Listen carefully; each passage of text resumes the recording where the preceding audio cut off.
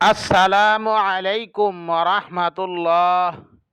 যদি আপনি মনের অশান্তিতে ভুগছেন, ঘরে প্রবেশকালে ঘরে মন বসে না, কোনো কাজকর্ম ভালো লাগে না, মাথা ব্যথা থাকে, ঘুমে দুঃস্বপ্ন দেখেন, খারাপ স্বপ্ন দেখেন, শরীর ব্যথা অনুভব হয়, শিশুরা রাতে ভয় পায়, রাতে ঘুমালে বিছানায় কান্নাকাটি করে এবং আপনার মনে শয়তান বারবার ওয়াসওয়াসা দেয়, কুমন্ত্রণা দেয়, তাহলে আপনি কোরআনের এই ছোট্ট সূরাটি পাঠ করুন।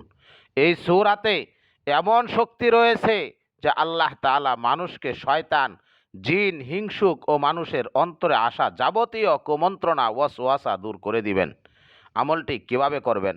প্রথমে বিসমিল্লাহ পড়ে অজু অবস্থায় বসুন, অতঃপর আস্তাগফার ও দুরূদ শরীফ পড়ুন, অতঃপর কোরআনের এই সূরাটি 3 বার পাঠ করুন। সূরা নাস কোরআনের 114তম সূরা। আউযু বিল্লাহি মিনাশ শাইতানির রাজীম।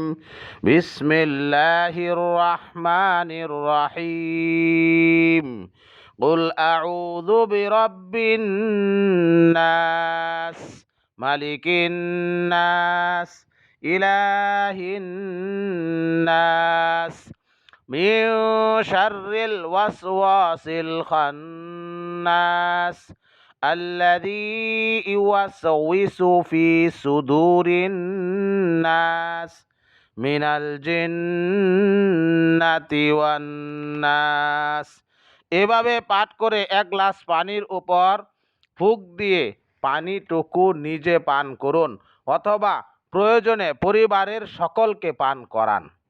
আমলটি নিয়মিত করলে ইনশাআল্লাহ সকল প্রকার অশান্তি ও যাবতীয় সমস্যার সমাধান মিলবে। এটা কোনো তাবিজ কবজ নয়, এটা কোরআনের আমল, যাহা রাসূল সাল্লাল্লাহু আলাইহি ওয়াসাল্লাম বলেছেন, তোমরা সূরা নাস ও সূরা ফালাক পাঠ করে আল্লাহর কাছে আশ্রয় প্রার্থনা করো। সহিহ মুসলিম। তিনি রাতে ঘুমানোর আগে এই 2টি সূরা পড়ে নিজের উপর ফু দিতেন।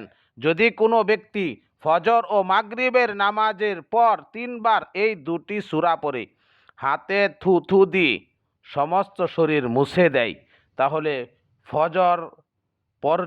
ফজরে পড়লে সন্ধ্যা পর্যন্ত, মাগরিবের সময় পড়লে সকাল পর্যন্ত যাবতীয় শয়তান, জিন, বদনজর ও ভয় থাকবে না ইনশাআল্লাহ।